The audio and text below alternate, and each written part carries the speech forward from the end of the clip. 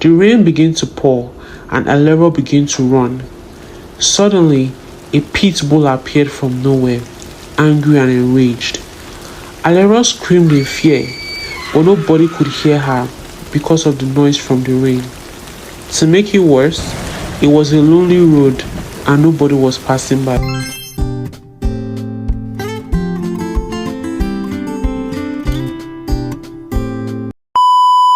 Somewhere in West Africa, there was a young man called Hakeem. He had one goal in life, which is to kill dogs. He would go around his neighborhood, angrily chasing any stray dog he could see, and would make sure he kills them. Any dog that saw him ran away immediately. They could read the hatred in his eyes from afar. Hakeem was not always like this. He was a normal, average, and sweet boy, born to a kind mother, Alero, and a kind father. His mother always carried him around and cared for him dearly, but one night, tragedy struck. It was a dark and stormy night, and Alero was coming from the shop. Rain was drizzling, so she hurried her steps so she could get home on time. The rain began to pour, and Alero began to run. Suddenly, a pit bull appeared from nowhere, angry and enraged. Alero screamed in fear, but nobody could hear her because of the noise from the rain. To make it worse, it was a lonely road and nobody was passing by. The pit bull attacked Alero and began to bite her, and she tried to fight back, but the pit bull was very strong. It ripped her body apart and killed her. Alero's cold body lay in the rain. A farmer was passing with his bicycle after the rain had subsided and saw someone on the floor. He got closer to her and saw the half-eaten face of Alero, and he screamed in horror. He alerted people and they came to the scene. It was discovered that the body belonged to Alero, and they took her body to the family compound. Hakeem and his father were in severe pain. She looked like she had been half eaten by a bear, and Hakeem was traumatized. He was so angry that he was stripped of his mother at an early age. Investigation was done, and it was discovered that she was attacked by a pit bull, which was owned by someone around. It had escaped from the owner's compound at night and attacked Alero. Hakeem was mad after hearing that, and he became so angry and vengeful. He swore to kill any dog he came across from that day forward. Dogs are evil and killers, he thought. They deserve to die gruesomely the way his mother did. Alero was buried, and family and friends came to mourn her, and everyone went home after that. Hakeem missed his mother so much and struggled to live without her.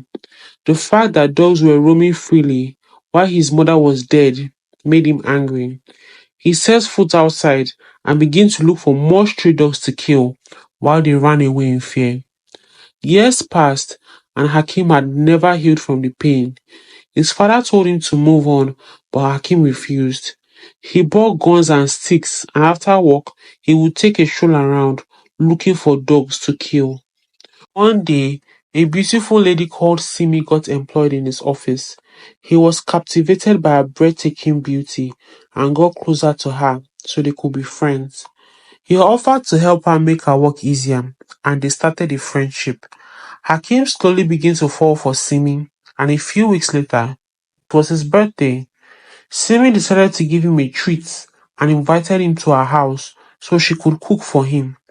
Hakeem was very excited, and he put on some nice clothes and went to her apartment. He knocked on the door, and a smiling Simi opened up and ushered him inside. To Hakeem's horror, he saw three golden retriever dogs in Simi's house.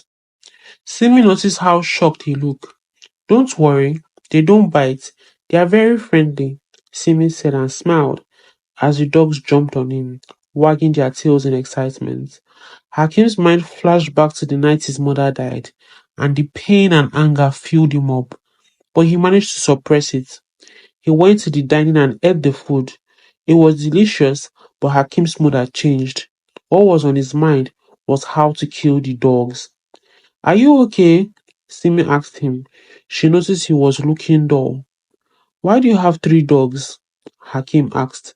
I love dogs very much. I have six, but they are in my family house for now. I also volunteer at the shelter for dogs. They are such beautiful souls. Simi smiled. Hakim looked at her in horror. Do you know dogs can kill? He asked her. They were interrupted by a knock on the door, and Simi's brother came in with the other dogs. Hakim was struggling to keep his rage and anger towards the dogs in control. He really liked Simi, and her being a dog lover was a problem for him. He decided he would secretly kill the dogs without her knowing. He would poison them or something. His spirit didn't feel right because the dogs looked so happy and healthy, and it hurt him. He got an opportunity when Simi had to do some work duties in another state and she had to travel with the boss. Hakim offered to volunteer to take care of the dogs. Simi agreed and she traveled immediately. Hakim had six dogs in his possession and he decided he couldn't kill them all. Simi would hate him forever and he didn't want that. He decided that he would infect them with parvovirus and that way he would get away with it. He decided he would torture them first. He took a bucket of leftover paint and poured it on one of the dogs. He hated her the most because she was the most playful and excited. He also refused to feed the dogs and left them out in the rain, cold and hungry, as they roamed around garbage bins looking for what to eat. The next day, he went to a vet and got the bones and leeches of a dog with parvovirus. He got home and fed the dogs with food from the bowls and tightened the infected leeches on their neck. The dogs were sad, but there was nothing they could do. Saying that Simi would arrive soon, he baited the dog coated with paint so Simi wouldn't suspect anything. Simi soon arrived and thanked Hakim for helping her take care of her dogs. A few days later, she saw that her dogs were sick and she took them to the vet. Simi wondered what happened and was devastated to discover they had parvovirus. It was a deadly sickness that could wipe out her dogs. She spent a lot of money trying to treat them and she ended up using her savings. She cried bitterly to Hakim that she didn't understand why this was happening to her. She didn't have much money left and didn't know what to do. Hakim wondered why she spent so much on mere dogs and told her to leave the dogs to die. Simi looked at him in shock and couldn't believe he would say something so cruel. My dogs are my whole life.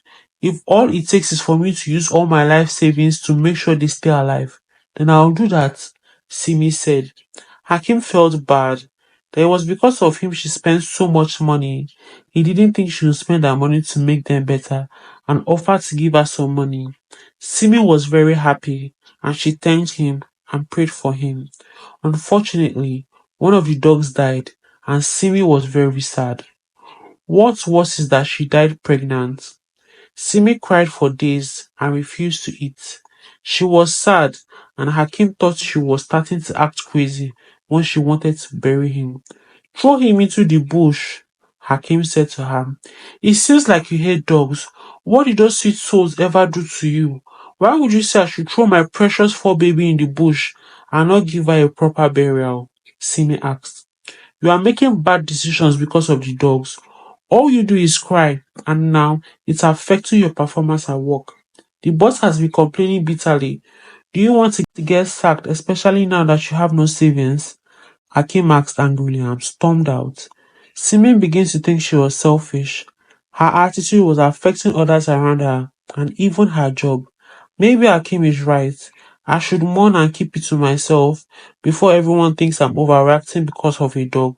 They don't understand how precious they are to me and to the world, but I hope that they do someday. Simi decided she would pay a surprise visit to Hakim's house and talk to him. She entered a tricycle and he zoomed off to Hakim's house. Simi was nervous and she didn't even know why. Perhaps she thought it was because she was starting to like him. Maybe she would let him know, depending on how things go. She got to his street and asked people for directions. Just as someone was trying to point at Hakim's house, she caught sight of someone trying to strangle a helpless dog. She quickly ran and pushed the man away, and to her surprise, she saw it was Hakeem strangling the dog.